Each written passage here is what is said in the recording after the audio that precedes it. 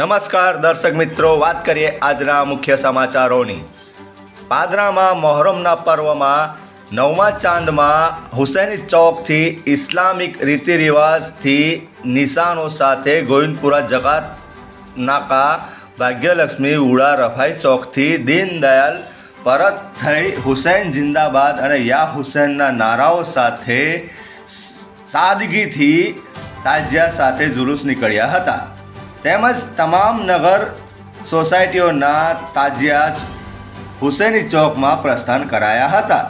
આજની રાત કતલની રાત મોહરમના 9મા ચાંદે ઇમામે હુસૈનને શહાદત વહોરી હતી અને ઇસ્લામિક ઉમ્મતને પેગામ આપ્યા હતા। નમાઝ અલ્લાહ તાલાને પસંદ છે, તેથી જંગે મેદાનમાં તેમને શહીદી ઇસ્લામના જિંદા રાખવા માટે શહીદ થયા હતા અને તેમને આજના રોજ યાદ કરવામાં પણ આવે છે।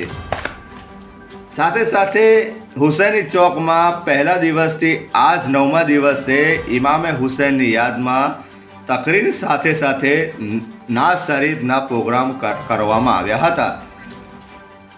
શોર શરાબા ના કરી પાદરાના મુસ્લિમ સમાજે એક સારી પહેલ કરી સાદગીથી મોહરમ મનાયા હતા।